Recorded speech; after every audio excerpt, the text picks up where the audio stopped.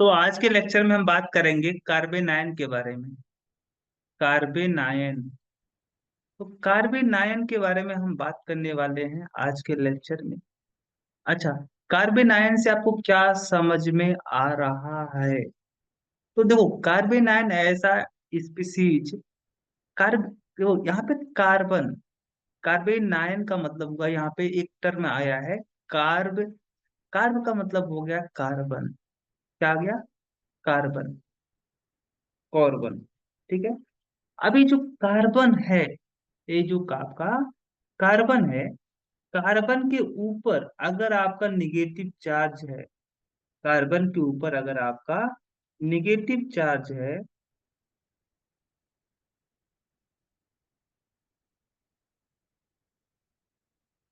Carbon के ऊपर अगर आपका निगेटिव चार्ज है, तो ऐसा स्पीसीज जिसमें कार्बन के ऊपर निगेटिव चार्ज होता है, ऐसे स्पीसीज को आप बोलते हो कार्बेनायन।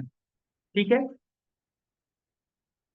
ये बात आपको समझ में आ गई? जैसे सपोज दैट आपका कोई स्पीसीज है, कोई आपका स्पीसीज है इस तरीके का। तो यहाँ पे आप देख सकते हो कि कार्बन के ऊपर निगेटिव चार्ज है, सो ये जो स्पीसीज है आपका क्या कहलाएगा? कार्बेनायन। कार्बेनायन की खास बात क्या होती है? कार्बेनायन ए निगेटिवली चार्ज होता है, जारी सी बात है। एनायन लास्ट में क्या आ रहा है? एनायन। एनायन मतलब निगेटिव चार्ज, यानी ये निगेटिवली चार्ज होगा। कैसा चार्ज होगा? निगेटिवली चार्ज होगा। दूसरा पॉइंट आप इसके बारे में ये है कि इसमें कार्बन के वैलेंस सेल में it has 8 electron in its valence shell. यह अपने वैलेंस सेल में, आखिरी सेल में कितने इलेक्ट्रॉन रखता है? 8 इलेक्ट्रॉन रखता है। कितने इलेक्ट्रॉन रखेगा? 8 इलेक्ट्रॉन। जैसे देखो, यहाँ पे आप कार्बन, एक कार्बन आयन है, यहाँ पे अगर आप कंसीडर करोगे तो 2 इलेक्ट्रॉन इसका, यहाँ पे 2 इलेक्ट्रॉन, यहाँ पे 2 इलेक्ट्रॉन, यहाँ पे और 2 इलेक्ट्रॉन यहाँ पे। यानी टोटल जो आपके इलेक्ट्रॉन है कार्बन के वैलेंस शेल में, वो कितने? 8 इलेक्ट्रॉन है। जो तीसरा पॉइंट है कार्बेनायन के बारे में, वह ये है कि जो कार्बेनायन होता है वह sp3 हाइब्रिडाइज होता है। क्या होता है? sp3 हाइब्रिडाइज्ड होता है। हाँ, कुछ केस में आपको sp2 मिल सकते हैं। वो भी कब मिलेगा? आपका जब आपका निगेटिव चार्ज क्या होगा? डीलोकलाइज होगा। क्या होगा? निगेटिव चार्ज आपका डीलोकलाइज जो होगा। जब निगेटिव चार्ज रिजोनेंस का हिस्सा बनेगा, तब आपका जो कार्बेनायन होगा वह sp2 हाइब्रिडाइज हो सकता है। प्रेजेंट टाइम में यहाँ पे आप देख सकते हो। देखो, अगर यहाँ पे आप हाइब्रिडाइजेशन निकालना चाहते हो इस कार्बन का, तो आप वो जानते हो कि हाइब्रिडाइजेशन निकालने के लिए आपको क्या करना पड़ता है? Number of sigma bond plus number of lone pair. तो नंबर ऑफ सिग्मा बॉन्ड कितने हैं? 1 2 3। 3 सिग्मा बॉन्ड, और ये जो निगेटिव चार्ज है वह एक लोन पेयर के रूप में काम करेगा। एक इधर आपका ऐड हो जाएगा, क्या आएगा? 4। 4 से आपका कौन सा हाइब्रिडाइजेशन बनता है? तो sp3। लेकिन यहीं पे अगर आप देखते हो, इस तरीके का कुछ अगर आपका कार्बोकैटायन है, इस तरीके का, तो यहाँ पे जो निगेटिव चार्ज होगा ये रिजोनेंस करेगा। और जब ये निगेटिव चार्ज जब रिजोनेंस करेगा, ये निगेटिव चार्ज यहाँ पे जाकर के क्या हो जाएगा? क्रिएट होगा। और यहाँ पे जब क्रिएट होगा तो यहाँ पे आपका निगेटिव चार्ज आ जाएगा, और यहाँ पे आपका CH, यहाँ पे डबल बॉन्ड CH2। तो ये आप देख सकते हो कि जिस कार्बन के ऊपर निगेटिव चार्ज था वो कैसा हो गया आपका? इस तरीके से हो गया। तो यहाँ पे आपका 1 सिग्मा बॉन्ड और 2 इधर सिग्मा बॉन्ड, तो 3 कोऑर्डिनेशन नंबर आएगा, और 3 से आपका बनेगा sp2 हाइब्रिडाइजेशन। तो इस केस में आपका जो हाइब्रिडाइजेशन आया है वह sp2 आया है। ठीक है। और एक बात और है, चौथा पॉइंट आपका ये है कि जो आपका ज्योमेट्री होती है, ज्योमेट्री, वो कार्बेनाइन की अगर ज्योमेट्री के बारे में बात करोगे तो आपका जो ज्योमेट्री होता है वह पिरामिडल होता है। क्या होता है? पिरामिडल। पिरामिडल शेप का होता है, क्योंकि आपको पता है कि sp3 हाइब्रिडाइजेशन होने पे, कोऑर्डिनेशन नंबर 4 होने से जो उसकी ज्योमेट्री आती है वह आती है पिरामिडल। क्या आती है? पिरामिडल। ठीक है। अब ये सामने अगर इस तरीके का सिचुएशन दे दिया जाए, इस तरीके का, और आपसे पूछा जाए कि ये जो कार्बन है इसके इसका हाइब्रिडाइजेशन क्या है, तो आप यहाँ पे इसका हाइब्रिडाइजेशन sp3 नहीं बताओगे, आप क्या बताओगे? sp2। क्यों? क्योंकि ये जो निगेटिव चार्ज जो है ये डीलोकलाइज होगा। ये वाला जब यहाँ पे रिजोनेंस करेगा नेगेटिव चार्ज, तो ये यहाँ पे पाई बॉन्ड यहाँ पे शिफ्ट होगा, तो यहाँ पे डबल बॉन्ड आ जाएगा, और डबल बॉन्ड आ जाने से इसका जो कार्बन का आपका हाइब्रिडाइजेशन होगा वह sp2 होगा। ठीक है। इसी तरीके से आप बात करोगे, अगर इस तरीके का, अगर आपका कार्बन आयन दिया गया है, यहाँ पे जो कार्बन है, कार्बन का जो हाइब्रिडाइजेशन होगा वह sp2 होगा, क्योंकि ये जो निगेटिव चार्ज होगा वो डीलोकलाइज होगा। क्या होगा? डीलोकलाइज होगा। अब बात करते हैं हम प्रिपरेशन की, कि हम कैसे बनाएं कार्बन आयन को, कैसे बनाएंगे प्रिपरेशन। प्रिपरेशन, तो प्रिपरेशन कैसे करोगे, आप बनाओगे कैसे कार्बन आयन को? Preparation of carbon ion, carbon ion, preparation of carbon ion. पहला पहला आपका है, अगर मान लो किसी वजह से आपका इलेक्ट्रॉन विथड्राइंग ग्रुप जुड़ा हुआ है, ठीक है, और यहाँ पे CH3 है, और CH3 से जुड़ा हुआ है आपका मिथाइल ग्रुप से इलेक्ट्रॉन विथड्राइंग ग्रुप। ठीक है, यानी इलेक्ट्रॉन विथड्राइंग ग्रुप जुड़ा हुआ है एक कार्बन से। ठीक है। अब यहाँ पे अगर आप कोई बेस लगा देते हो, तो बेस क्या करने वाला है? बेस प्रोटॉन को एक्सेप्ट करेगा। तो अगर बेस प्रोटॉन को एक्सेप्ट करेगा, क्योंकि बेस तो प्रोटॉन को एक्सेप्ट करते हैं, तो ये जो सिग्मा बॉन्ड का इलेक्ट्रॉन है वह सिग्मा बॉन्ड इलेक्ट्रॉन यहाँ पे कार्बन के ऊपर ट्रांसफर होगा, यहाँ पे निगेटिव चार्ज आएगा। लेकिन दिक्कत इस बात का है कि यह प्रोटॉन को एक्सेप्ट, बेस को प्रोटॉन एक्सेप्ट करना तब इजी होगा जब यहाँ पे जो निगेटिव चार्ज का फॉर्मेशन हो रहा है वह निगेटिव चार्ज इजिली क्या हो जाए? डिस्पर्स हो जाए, यानी -m इफेक्ट द्वारा, या किसी भी वजह से ऐसा इफेक्ट लग रहा हो उस स्पीसीज में, जिसकी वजह से जो निगेटिव चार्ज है वह स्टेबलाइज हो जाए। तो यहाँ पे इलेक्ट्रॉन विथड्राइंग ग्रुप क्या करेगा? इलेक्ट्रॉन को अपनी तरफ खींचेगा, और जब इलेक्ट्रॉन को अपनी तरफ खींचेगा तो जो निगेटिव चार्ज है वह क्या हो जाएगा? डिस्पर्स हो जाएगा, और जब डिस्पर्स हो जाएगा तो ये स्टेबलाइज होगा। तो यहाँ पे आपका बन सकता है कार्बन आयन, क्योंकि यहाँ पे आपका इलेक्ट्रॉन विथड्राइंग ग्रुप जुड़ा हुआ है। अगर यहीं पे इलेक्ट्रॉन डोनेटिंग ग्रुप जुड़ा होता तो कार्बन आयन का बनना मुश्किल था। ठीक है, तो यहाँ पे आपका बन सकता है कार्बन आयन इस तरीके से। दूसरा जो मेथड है, दूसरा दूसरा मेथड है, देखो इलेक्ट्रॉन विथड्राइंग ग्रुप के तौर पे कौन कौन हो सकता है? देखो, जो नाइट्रो ग्रुप होता है वो भी एक इलेक्ट्रॉन विथड्राइंग ग्रुप होता है। आपका कार्बोक्सिलिक ग्रुप, कार्बोनिल ग्रुप भी आपका इलेक्ट्रॉन विथड्राइंग ग्रुप है।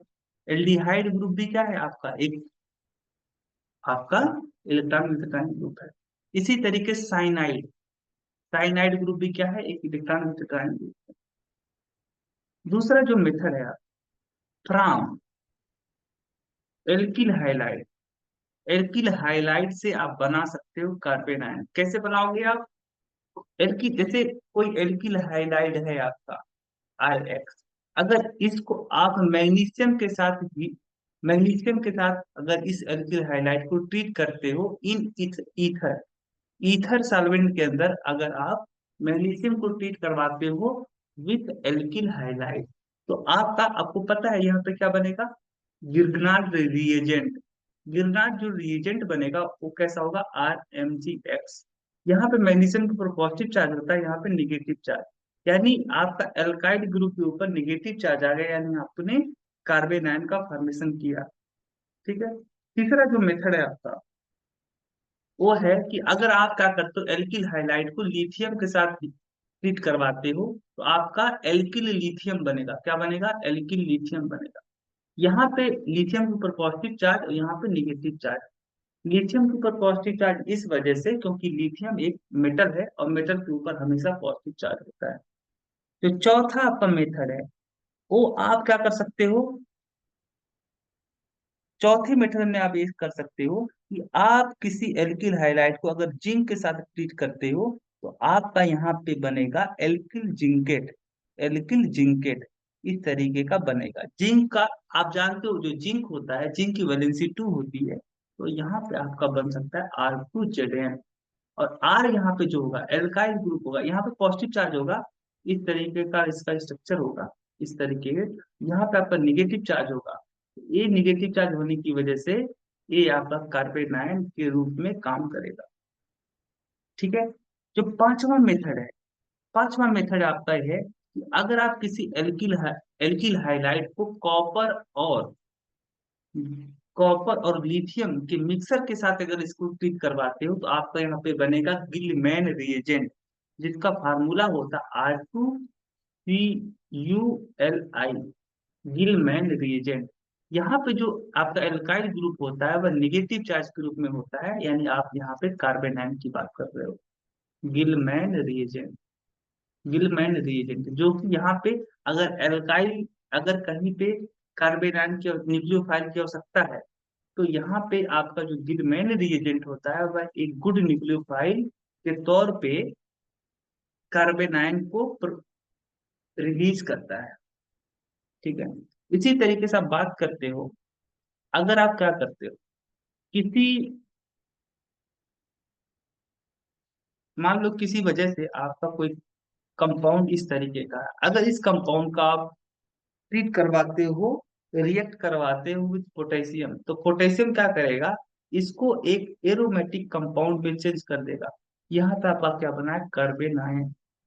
इसी तरीके से सातवां जो मेथड है आपका वह ये है कि आप अगर किसी कार्बोक्सिलिक एसिड को, आप किसी कार्बोक्सिलिक एसिड को ट्रीट करवाते हो calcium oxide plus sodium hydroxide के साथ में और हीट करते हो, क्या करते हो, हीट करते हो, तो आपका यहाँ पे प्रोडक्ट बनेगा क्या, यहाँ पे आपका प्रोडक्ट बनेगा, देखो यहाँ पे क्या होगा, आपका ये जो NaOH है, NaOH का जो हाइड्रोक्साइड आयन है यहाँ पे प्रोटॉन को एक्सेप्ट करेगा, ये वाला बॉन्ड इधर शिफ्ट होगा, ये वाला बॉन्ड इधर शिफ्ट होगा, और यहाँ पे CO2 के फॉर्म में एक गैस रिलीज होगी, कार्बन डाइऑक्साइड। ठीक है। और प्लस आपका कार्बन आयन बनेगा, प्लस H2O बनेगा। ठीक है, तो यहाँ पे आपका क्या बन गया, कार्बन आयन। क्या बन गया, कार्बन आयन।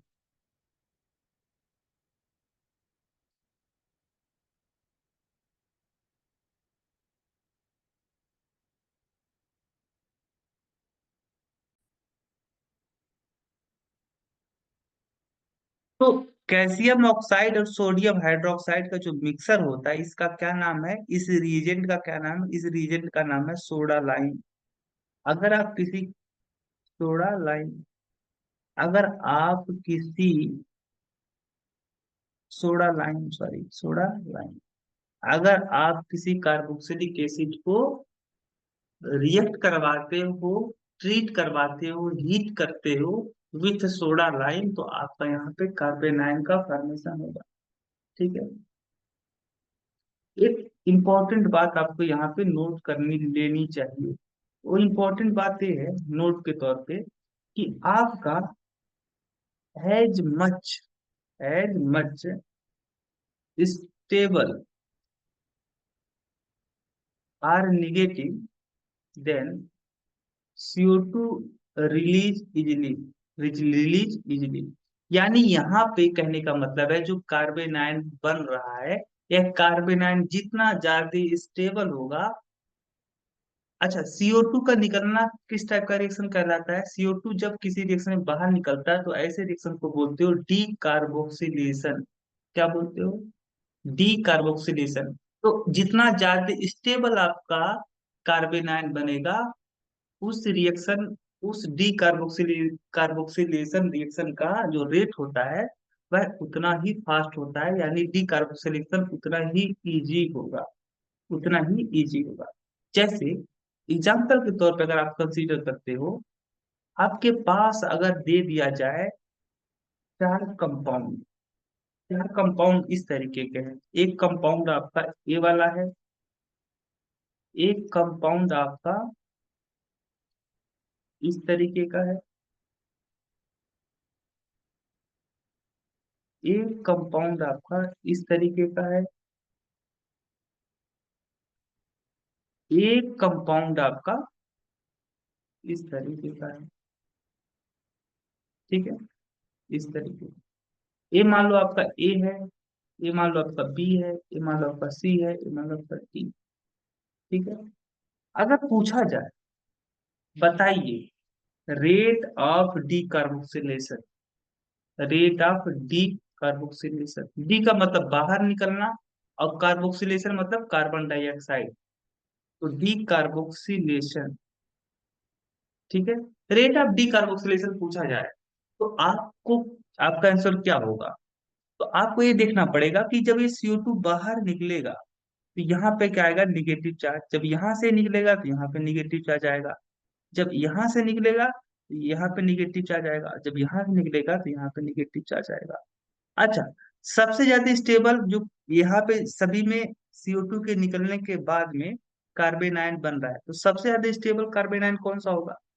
यहाँ पे आप देख सकते हो ये जो नेगेटिव चार्ज है यहाँ पे भी आपका रिजोनेंस कर सकता है, तो यहाँ पर भी रिजोनेंस कर सकता है। तो यानी ये जो नेगेटिव चार्ज है यहाँ पे रिजोनेट करके स्टेबलाइज हो सकता है, इधर भी स्टेबलाइज हो सकता है। तो इसके दो दो, ये जो निगेटिव चार्ज है इधर भी प्लस M लगा सकता है आपका, एक ग्रुप जो है माइनस M की तरह काम करेगा, माइनस M इफेक्ट की तरह काम करेगा, माइनस जो मेरी इफेक्ट का काम करेगा।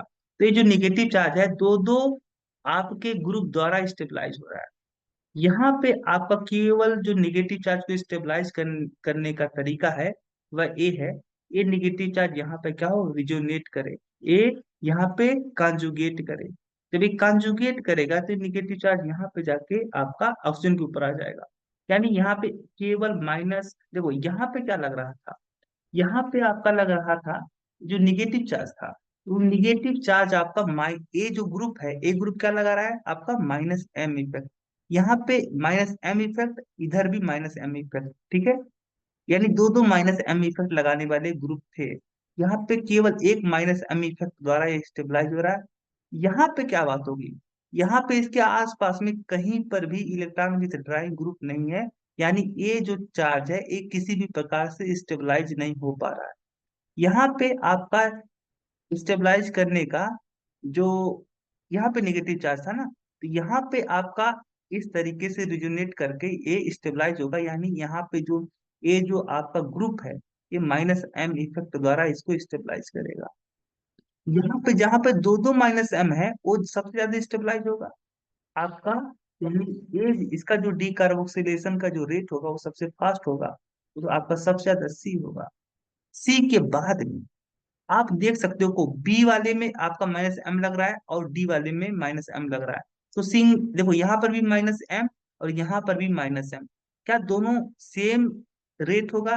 दोनों रिएक्शन का जो रेट होगा डी कार्बोक्सिलेशन का वो सेम होगा? नहीं।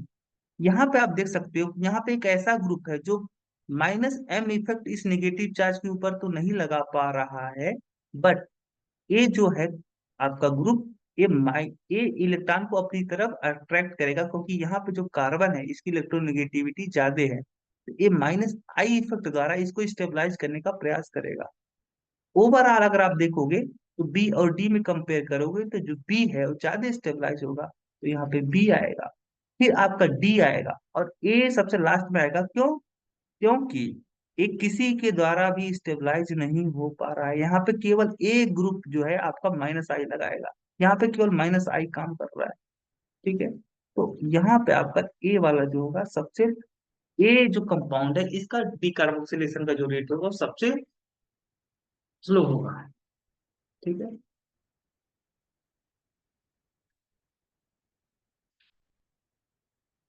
इसी तरीके से आप बात करते हो अगर।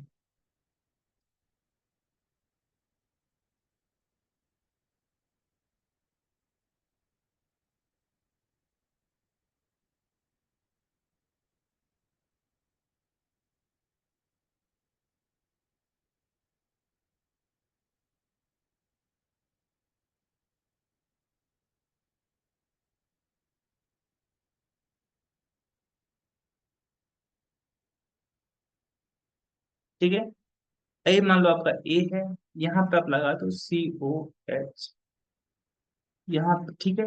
ए बी है, मान लो ए सी है। अगर इसका डी कार्बोक्सिलेशन होता है तो यहाँ पे आएगा निगेटिव चार्ज, यहाँ पे, यहाँ से अगर होता है तो यहाँ पे आएगा निगेटिव चार्ज, और यहाँ से होता है तो यहाँ पे निगेटिव चार्ज। अब ये जो नाइट्रोजन है, ये नाइट्रोजन कैसा है, sp2 हाइब्रिडाइज है। नाइट्रोजन की इलेक्ट्रोनेगेटिविटी ज्यादा होती है, ऊपर से इसका जो हाइब्रिडाइजेशन है वो sp2 है। sp2 होने से नाइट्रोजन का जो s कैरेक्टर है वह क्या हो गया, बढ़ गया। यानी नाइट्रोजन आपका एक गुड माइनस आई इफेक्ट लगाने वाला ग्रुप हो गया। देखो ये निगेटिव चार्ज इस इलेक्ट्रोनेगेटिव एटम के जितना नजदीक होगा, वह ग्रुप, यहाँ पे जो नाइट्रोजन है, उस नेगेटिव चार्ज को अपनी तरफ उतना ज्यादा अट्रैक्ट कर पाएगा। तो यहाँ पे कौन सा इफेक्ट लग रहा है, माइनस आई। यहाँ पर भी आपका माइनस आई ही द्वारा स्टेबलाइज होगा, यहाँ पर भी माइनस आई इफेक्ट द्वारा ही स्टेबलाइज होगा। तो जो सबसे नजदीक होगा वो सबसे ज्यादा स्टेबलाइज होगा। तो आपका ए सबसे ज्यादा स्टेबलाइज होगा कार्बन है इस वाले केस में, फिर इस वाले केस में। तो आपका जब जो सबसे ज्यादा रेट होगा वो ए का होगा, फिर बी का होगा, फिर सी का होगा। इसी तरीके से आप बात करते हैं। अगर मान लो आपका कुछ इस तरीके का सिचुएशन दिया, कुछ इस तरीके का सिचुएशन दिया, ठीक है, COH,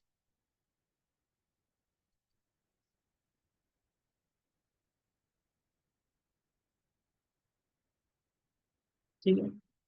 ये मान लो ए है, ये मान लो आपका बी है, ये मान लो आपका सी है, ठीक है। तीन कंपाउंड दिए गए। अगर मान लो यहाँ से डीकार्बोक्सिलेशन होता है तो यहाँ पे निगेटिव चार्ज आएगा, यहाँ से हो अगर डीकार्बोक्सिलेशन यहाँ पे होगा, अगर यहाँ से होता है तो यहाँ पे होगा। अभी जो निगेटिव चार्ज है वो कैसे कार्बन पे है, वो ऐसे कार्बन पे है जो कि क्या है, sp हाइब्रिडाइज है। ए वाला कार्बन कैसा हाइब्रिडाइजेशन हो, कैसा होगा, sp, आपका कौन सा होगा, ए आपका sp, और ए आपका होगा sp2, और एक ऐसा होगा sp3। तो आप जानते हो कि जो कार्बन अगर sp हाइब्रिडाइज है तो उस समय जो कार्बन की इलेक्ट्रोनेगेटिविटी होगी वो हाई होगी इन कंपेयर टू sp2 वाले कार्बन से, और sp3 वाले कार्बन की इलेक्ट्रोनेगेटिविटी सबसे कम होगी। तो निगेटिव चार्ज कहाँ पे रहना पसंद करेगा, नेगेटिव चार्ज ऐसे एटम पे रहना पसंद करेगा जो ज्यादा इलेक्ट्रोनेगेटिव हो, क्योंकि इलेक्ट्रोनेगेटिव होने पर वह इलेक्ट्रॉन को अपनी तरफ अच्छे से अट्रैक्ट कर पाएगा। सो आपका ए वाला जो सबसे ज्यादा रेट होगा, फिर बी का होगा, फिर सी का होगा, ठीक है। ए रेट आप डी कार्बोक्सिलेशन की मैं बात कर रहा हूँ। नेक्स्ट क्वेश्चन की बात करते हैं। मान लो आपका कुछ इस तरीके का आपका सिचुएशन है, कुछ इस तरीके का सिचुएशन, ठीक है। तो यहाँ पे अगर डिकार्बोक्सिलेशन होता है तो यहाँ पे निगेटिव चार्ज, यहाँ से होता है तो यहाँ पे निगेटिव चार्ज आएगा, और यहाँ से होता है तो यहाँ पे। तो आप देखो ये एक बार आपका जो ए वाला है, ए वाले केस में आपका निगेटिव चार्ज 3 मेंबर रिंग पे आ रहा है, बी वाले में 4 मेंबर रिंग पे आ रहा है निगेटिव चार्ज, और सी वाले केस में 5 मेंबर रिंग पर निगेटिव चार्ज आ रहा है। तो आपको पता है रिंग की साइज छोटी होने पर, रिंग की साइज छोटी होने पर, आपको पता है रिंग की साइज छोटी होने पर, छोटी होने पर, छोटी होने पर इलेक्ट्रोनेगेटिविटी जो होती है वह क्या होती है, हाई होती है। क्या होती है, हाई होती है। अब इलेक्ट्रोनेगेटिविटी हाई होगी तो निगेटिव चार्ज को अच्छे से स्टेबलाइज करेगा। सो ये जो 3 मेंबर पे निगेटिव चार्ज है यह ज्यादा स्टेबलाइज होगा इन कंपेयर टू बी, और बी वाला ज्यादा स्टेबलाइज होगा सी से। तो इस कारण से ए का डिकार्बोक्सिलेशन का जो रेट होगा वो ज्यादा होगा इन कंपेयर टू बी, और बी वाले का ज्यादा होगा सी से, ठीक है।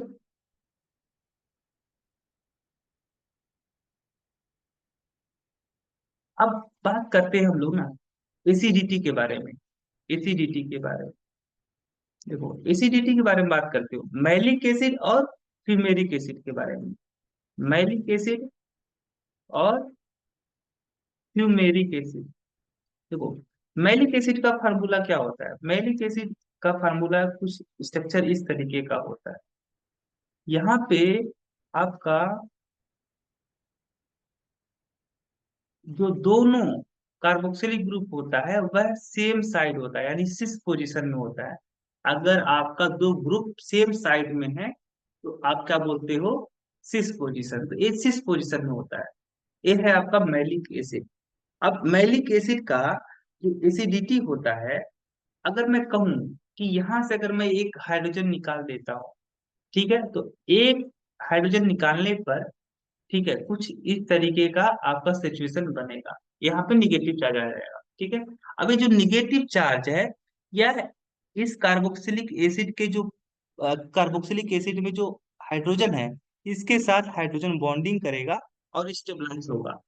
आप बात करते हो, देखो, इसके पास दो कार्बोक्सिलिक ग्रुप है, ठीक है। तो अगर आप बात करते हो एसिडिटी का, तो जो इसका pKa होगा, किसी भी एसिड की जो एसिडिक स्ट्रेंथ है, वह हम लोग रिप्रेजेंट करते हैं उसकी एसिडिटी कांस्टेंट, एसिडिटी कांस्टेंट के टर्म में, और pKa के टर्म में हम लोग बोलते हैं, ठीक है। तो Pa1 की वैल्यू आपकी ज्यादा होगी इन कंपेयर टू pKa2 से। देखो, अगर आपका Ka1, क्या Ka1 क्या है? What is Ka1? तो Ka1 है आपका acidity constant for first proton.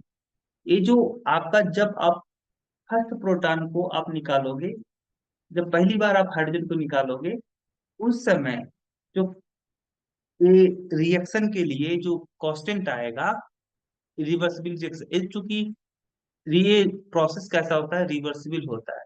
तो इसके लिए जो आपका रिएक्शन के लिए जो आपका इक्विलिब्रियम कांस्टेंट आता है, वह के ए हम लोग रिप्रेजेंट करते हैं, यानी फर्स्ट एसिडिटी कांस्टेंट। तो के ए की वैल्यू जितना ज्यादा होगा, पी की वैल्यू उतनी कम होगी। यहाँ पे चूंकि आपका फर्स्ट प्रोटॉन को निकालना आसान है इन कंपेयर टू सेकंड, क्योंकि जब सेकंड को हम निकालोगे तो सेकंड वाला जो प्रोटॉन होगा वह हाइड्रोजन बॉन्डेड होगा। क्या होगा? हाइड्रोजन बॉन्डेड होगा। इस कारण से सेकंड वाले प्रोटॉन को निकालना मुश्किल होगा। तो फर्स्ट वाला प्रोटॉन निकालना आसान होगा, और जब आसान होगा तो कि ए की वैल्यू क्या होगी? हाई होगी। और जब ये हाई होगा तो इसका जो पी के ए वैल्यू होगा वो कम होगा, ठीक है। इसीलिए मैंने यहाँ पे लेस देन लगाया है। तो मैलिक एसिड के केस में pKa1 जो होता है कम होता है इन कंपेयर टू pKa2, यानी फर्स्ट प्रोटॉन निकालना आपका आसान होगा in compare to second proton. इसके जस्ट अपोजिट फ्यूमेरिक एसिड क्या होता है? फ्यूमेरिक एसिड, यहाँ पे कुछ नहीं करना आपको। फ्यूमेरिक एसिड के केस में आपको इसका जो स्ट्रक्चर ड्रा करना है, वह इसके ट्रांसपोज का, दोनों जो कार्बोक्सिलिक एसिड है वह एक दूसरे के ट्रांसपोजिशन पे होंगे। ट्रांसपोजिशन का मतलब एक दूसरे के अपोजिट होंगे। अपोजिट का मतलब 180 अंश पे होंगे, ठीक है, इस तरीके का। इस केस में जो होता है आपका pKa2 जो होता है वह कम होता है इन कंपेयर टू pKa1। pKa1, ठीक है, ये है आपका। अब हम बात करते हैं, अगर मैं कहूं कि आपका कोई ऑक्जेलिक एसिड है, ऑक्जेलिक एसिड का फार्मूला इस तरीके का होता है, ठीक है। अगर इसको हम हीट कर दें तो क्या होगा? हीट करने पे इसका स्ट्रक्चर आप देखो, इस कुछ इस तरीके का इसका स्ट्रक्चर होता है। इस तरीके का स्ट्रक्चर होता है। इसको भी आप अगर थोड़ा सा ओपन करके लिखते हो तो कुछ इस तरीके का इसका आपको स्ट्रक्चर देखने को मिलेगा। दिस इज ऑक्जेलिक एसिड, और इसको आप हीट कर रहे हो, हीट करने पे क्या होगा? यहाँ पे CO2 गैस बाहर निकलेगी। और कैसे निकलेगा? ये जो हाइड्रोजन है, क्योंकि ये हाइड्रोजन ऐसे एटम से जुड़ा है जो ज्यादा इलेक्ट्रोनेगेटिव है, ये अपना लोन पेयर यहाँ पे अगर रिजोनेट करवाता है तो यहाँ पे पॉजिटिव चार्ज आएगा। पॉजिटिव चार्ज आ जाने से ये ये जो पाई बॉन्ड, ये जो हाइड्रो ऑक्सीजन और हाइड्रोजन के बीच में जो शेयरिंग इलेक्ट्रॉन पेयर है, इसको अपनी तरफ खींच लेगा। और जब खींच लेगा फिर ये इस पे निगेटिव चार्ज आएगा, और निगेटिव चार्ज इसको यहाँ पे रिजोनेंस द्वारा स्टेबलाइज होगा। तो यहाँ पे आप मैकेनिज्म को समझना चाहते हो कि ये वाला जो हाइड्रोजन है, इस ए वाला बॉन्ड इधर शिफ्ट होगा, इधर शिफ्ट होगा, ए वाला बॉन्ड यहाँ पे शिफ्ट होगा, ए वाला बॉन्ड यहाँ पे शिफ्ट होगा। तो देखो यहाँ पे क्या होने वाला है, ए आपका एच आयन के फॉर्म में बाहर निकलेगा, क्योंकि ये बॉन्ड तो टूट गया। और जब बॉन्ड टूट गया तो इसके ऊपर आएगा हाइड्रोजन के ऊपर पॉजिटिव चार्ज। और यहाँ पे देखो, ए वाला यहाँ पे हुआ, आपका माइग्रेट हुआ ए वाला बॉन्ड, और ये वाला बॉन्ड इधर शिफ्ट हुआ। ये आपका कार्बन ऑक्सीजन ऑक्सीजन आपका CO2 के रूप में बाहर निकला। ठीक है। और साथ ही साथ क्या हुआ, यहाँ पे जो हाइड्रोजन था, अब देखो जो निगेटिव चार्ज आएगा वह कहाँ पे आएगा, निगेटिव चार्ज आपका इस कार्बन के ऊपर आएगा, और ये कार्बन जो है इस प्रोटॉन को एक्सेप्ट कर लेगा और यहाँ पे क्या आ जाएगा, H आ जाएगा। ठीक है। तो आपका फार्मिक एसिड का फॉर्मेशन होगा, किसका फॉर्मेशन होगा, फार्मिक एसिड का फॉर्मेशन होगा। This is your product. फिर आप बात करते हैं,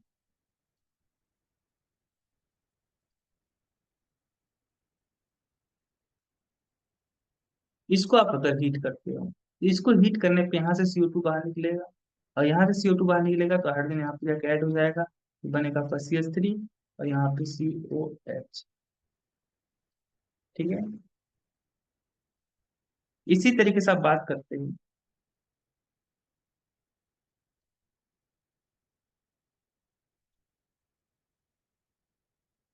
ठीक है, इसको अगर आप हीट करते हो तो यहाँ पे जो दोनों कार्बोक्सिलिक एसिड है वह एक दूसरे के नजदीक है, और नजदीक होने की वजह से यहाँ पे क्या होगा, इसका हाइड्रोक्साइड ग्रुप और इसका प्रोटॉन दोनों मिल करके H2O के फॉर्म में बाहर निकल जाएंगे, और यहाँ पे बनेगा एक एस्टर। क्या बनेगा आपका, एस्टर नहीं, हाँ, ये आपका यहाँ पे बनेगा एनहाइड्राइड। ठीक है। तो कुछ इस तरीके का बनेगा आपका प्रोडक्ट। ये दोनों आपस में क्या हो जाएंगे, ऐड हो जाएंगे, कंडेंस हो जाएंगे, ये दोनों जो ग्रुप हैं एक दूसरे में कंडेंस हो जाएंगे, ज्वाइंट हो जाएंगे, और यहाँ पे आपका इस तरीके का कंपाउंड बनेगा। मैकेनिज्म समझना चाहते हो, कोई बात नहीं, मैकेनिज्म भी बता देता हूँ। कुछ है नहीं इसके मैकेनिज्म में, इस तरीके का इसका स्ट्रक्चर है। ठीक है। अब ये क्या करेगा, इसके ऊपर है पॉजिटिव चार्ज, ये ऑक्सीजन यहाँ पे अटैक करेगा, क्योंकि इसके पास लोन पेयर है। अगर ये अटैक करता है तो ये बॉन्ड इधर शिफ्ट होगा, यहाँ पे अगर शिफ्ट होता है तो क्या ऐसा सिचुएशन बनेगा, कुछ इस तरीके का, यहाँ पे कुछ इस तरीके का सिचुएशन बनेगा। सॉरी, यहाँ पे मैं कुछ इस तरीके का सिचुएशन बनेगा।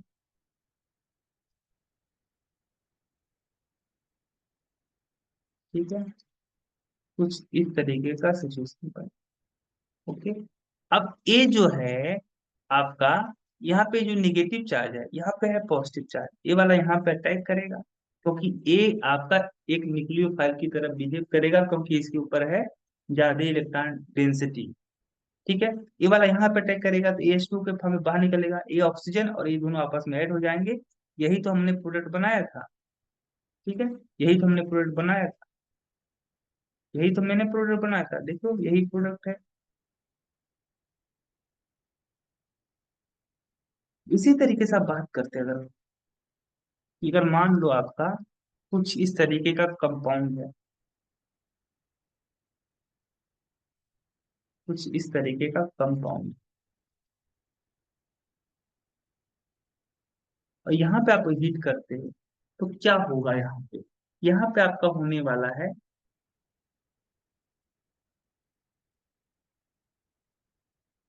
देखो इसको हीट करोगे, इसका देखो ए जो है ना, यहाँ पे 1 2 3 4 5 6, तो फर्स्ट पोजीशन पे आपका, सेकंड पोजीशन पे एक आपका कार्बोक्सिलिक ग्रुप है, और एक आपका सिक्स पोजीशन पे कार्बोक्सिलिक ग्रुप है। तो इसका अगर ओपन चेन के फॉर्म में से लिखोगे, ये जो दोनों कार्बोक्सिलिक ग्रुप है वे एक दूसरे से बहुत दूर होंगे, और दूर होने की वजह से एक दूसरे के में कंडेंस नहीं हो पाएंगे, एक दूसरे में ज्वाइंट नहीं हो पाएंगे, इलिमिनेट यहाँ पे कंडेंसेशन नहीं हो पाएगा दोनों कार्बोक्सिलिक एसिड का ग्रुप, फंक्शनल ग्रुप का।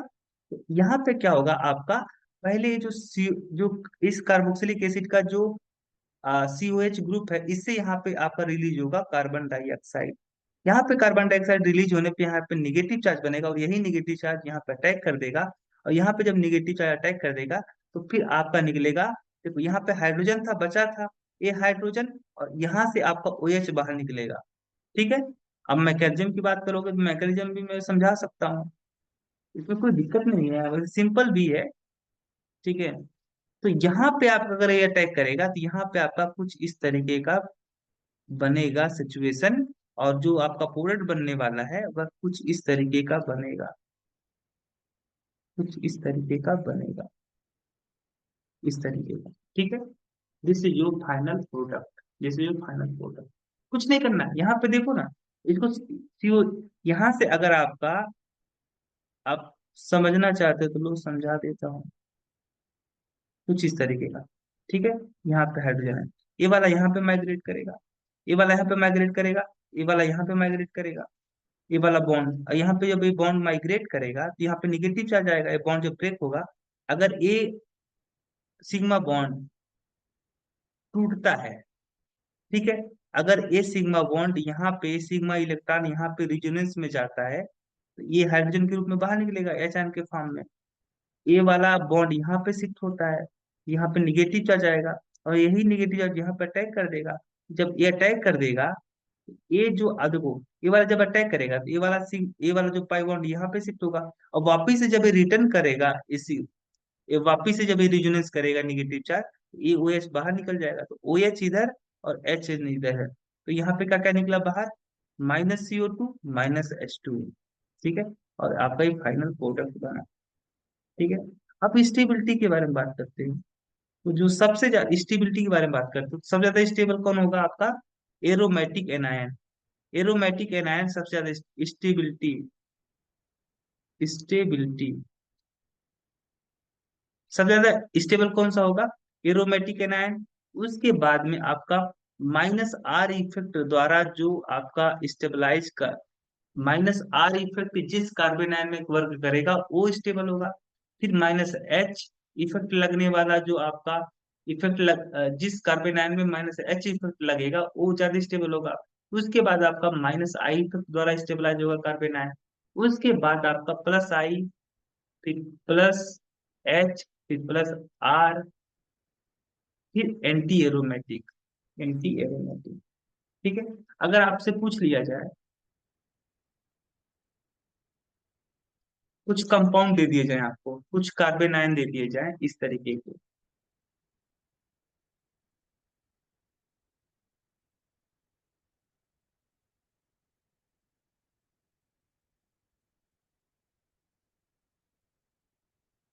कुछ कार्बन आयन इस तरीके के दे दिए जाए आपको, और पूछा जाए कि इनकी स्टेबिलिटी का ऑर्डर बताइए, तो आपका आंसर क्या होगा। मान लो ये है, ये मान लो आपका बी है, ये मान लो आपका सी है, ये मान लो आपका डी है, ये मान लो आपका ई है, तो आपका आंसर क्या होगा। तो आप देख सकते हो कि ये जो कार्बन आयन है, एक कैसा कार्बन आयन है, ये एरोमेटिक है। ठीक है। यहाँ पे ये जो कार्बन आयन है ये है एंटी एरोमेटिक, और ये जो कार्बन आयन है यह ऐसे कार्बन पे है जो कि क्या है, sp2 हाइब्रिडाइज है। ये जो कार्बन आयन है आपका, इसके बारे में आप, ये भी आपका एंटी एरोमेटिक कार्बन आयन है, और ये आपका ऐसा कार्बन आयन है जिसमें कार्बन का जो हाइब्रिडाइजेशन है वो sp है। ठीक है। sp सेंटर के ऊपर, sp सेंटर के ऊपर, sp हाइब्रिडाइज कार्बन सेंटर के ऊपर अगर निगेटिव चार्ज है, वह ज्यादा स्टेबल होगा इन कंपेयर टू ऐसे कार्बन सेंटर पे निगेटिव चार्ज जहां पे, जो कि क्या है, sp2 हाइब्रिडाइज है, क्योंकि sp वाला जो कार्बन होगा वो ज्यादा इलेक्ट्रोनेगेटिव का होगा, और निगेटिव चार्ज ज्यादा इलेक्ट्रोनेगेटिव सेंटर के ऊपर रहना पसंद करता है। तो सबसे ज्यादा स्टेबल कौन सा होगा, एरोमेटिक। एरोमेटिक में कौन सा है आपका, ए वाला है, ये सबसे ज्यादा स्टेबल होगा। उसके बाद आप देखो, एंटी एरोमेटिक तो सबसे लीस्ट स्टेबल होते हैं, बाकी आपके बच्चे सी एंड डी में आपको पिकअप करना है, तो कौन सा होगा आपका, ई वाला, क्योंकि ये ऐसे कार्बन सेंटर के ऊपर नेगेटिव चार्ज है यहाँ पे, जो कि sp हाइब्रिडाइज है। ई हो गया आपका, फिर सी हो जाएगा, फिर बी और डी में आपको पता करना है। तो देखो, ये जो नेगेटिव चार्ज है, अगर रिजोनेंस करता है तो, रिजोनेंस करेगा तो नेगेटिव चार्ज एक बार यहाँ पे आएगा, फिर आगे चल के फिर ये रिजोनेंस करेगा, ये वाला यहाँ पे करेगा तो ये वाला यहाँ पे नेगेटिव चार्ज आएगा, फिर ये आगे चल के करेगा, रेजोनेंस करेगा तो यहाँ पे निगेटिव चार्ज आएगा। तो यहाँ पे तीन जगहों पे थ्री सेंटर पे निगेटिव चार्ज क्या होगा, डीलोकलाइज होगा। और यहीं पे आप बात करते हो इस वाले केस में, बी वाले केस में, तो ए वाला अगर यहाँ पे डीलोकलाइज होता है, ए वाला अगर निगेटिव चार्ज यहाँ पे आपका कॉन्जुगेट करता है इस पाई बॉन्ड के साथ में, तो ए नेगेटिव चार्ज यहाँ पे जाके अपीयर होगा। फिर ये वाला यहाँ पे करेगा, ये वाला जब आपका निगेटिव चार्ज यहाँ पे करेगा रिजोनेट, तो ये वहां पे निगेटिव चार्ज यहाँ पे आएगा। ठीक है, यहाँ पे आएगा। और यहाँ पे आप देख सकते हो कितने आपके अ, यहाँ पे चार जगहों पे निगेटिव चार्ज डिस्पर्स है, चार सेंटर पे, यहाँ पे थ्री सेंटर पे। तो आपका डी वाला, देखो निगेटिव चार्ज जितना ज्यादा डीलोकलाइज होगा उतना ज्यादा स्टेबल होगा। आपका डी वाला ज्यादा स्टेबल होगा in compare to B. This is your answer, this is your answer. इसी तरीके से आप बात करते हो अगर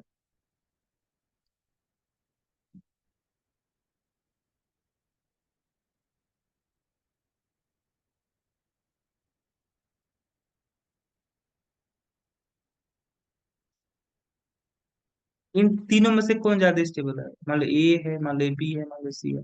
तो ए देखो जो फेनिल ग्रुप है ना, ये जो फेनिल ग्रुप है, फेनिल ग्रुप का मतलब ये बेंजीन रिंग जो है आपका, जो तीन बेंजीन रिंग यहाँ पे लगा है, तीन बेंजीन रिंग लगा हुआ है कुछ इस तरीके का। ठीक है, यहाँ पे निगेटिव चार्ज है। ये जब निगेटिव चार्ज यहाँ पे डीलोकलाइज करेगा, ये कॉन्जुगेट करेगा, तो ये जो निगेटिव चार्ज है इस पोजीशन पे कभी आएगा, कभी इस पोजीशन पे, कभी इस पोजीशन पे। तो यहाँ पे जो बेंजीन रिंग है, ये जो फेनिल ग्रुप है, ये फेनिल ग्रुप किस तरीके का इफेक्ट लगा रहा है इस नेगेटिव चार्ज के ऊपर, तो माइनस एम इफेक्ट। और माइनस एम इफेक्ट द्वारा आपका जो निगेटिव चार्ज होता है वह स्टेबलाइज होता है। तो जितना ज्यादा फेनिल ग्रुप होगा उतना ज्यादा स्टेबलाइज होगा। सो आपका ए सबसे ज्यादा स्टेबल, फिर बी, फिर सी। ठीक है, क्योंकि यहाँ पे थ्री फेनिल ग्रुप है, यहाँ पे टू फेनिल ग्रुप है, यहाँ पे एक ही फेनिल ग्रुप है। ठीक है, इसी तरीके का आप बात करते हो। आपको नेक्स्ट क्वेश्चन अगर दे दिया जाए इस तरीके का, यहाँ पे आपको CH2 लिख दिया जाए, यहाँ पे आपका CH2 बना दिया जाए, और यहाँ पे CH3 बना दिया जाए, और यहाँ पे आपका CD3 बना दिया जाए, तो कौन ज्यादा स्टेबल होगा, ए और बी? इसका आंसर ये होगा कि देखो, ये जो आपका बेंजीन रिंग है, ये बेंजीन रिंग इस निगेटिव चार्ज के ऊपर क्या लगाएगा, ये जब निगेटिव चार्ज यहाँ पे कंजुगेट करेगा, तो ये वाला जो आपका निगेटिव चार्ज है इस बेंजीन रिंग के ऊपर अपीयर होगा। यानी ये जो बेंजीन रिंग है, ये बेंजीन रिंग आपका कैसा इफेक्ट लगाएगा, माइनस एम इफेक्ट। और ये जो आपका मिथाइल ग्रुप है, मिथाइल ग्रुप किस तरीके का यहाँ पे आपका इफेक्ट लगाएगा, तो आपका प्लस एच। ए क्या लगाएगा आपका, प्लस एच लगाएगा, ए क्या लगाएगा आपका, माइनस एम। तो देखो, माइनस एम माइनस एम दोनों बेंजीन रिंग द्वारा ही लगाए जा रहे हैं। सो ए इफेक्ट आपका कैंसिल, मतलब इस इफेक्ट द्वारा आप जज नहीं कर पाओगे कि कौन ज्यादा स्टेबल होगा। अब आपको देखना पड़ेगा हाइपर कॉन्जुगेशन वाला। तो हाइपर कॉन्जुगेशन इफेक्ट किसका अच्छा होता है, तो CH3 का ज्यादा अच्छा होता है। तो ए अच्छा अच्छा होता है, साथ ही साथ जो हाइपर प्लस एच इफेक्ट है वह निगेटिव चार्ज को डीस्टेबलाइज करता है। तो आपका जो कम लगाएगा प्लस एच इफेक्ट वह ज्यादा स्टेबल होगा, क्योंकि यहाँ पे डीस्टेबलाइजेशन हो रहा है प्लस एच इफेक्ट द्वारा। तो ये आपका ज्यादा स्टेबल होगा in compare to this. This is answer. तो हस का लेक्चर काफी बड़ा हुआ। हम इससे बाद वाले लेक्चर में हम इसके आगे वाला जो टॉपिक होगा उसके बारे में डिस्कशन करेंगे। आज के लिए इतना ही रखते हैं। Thank you.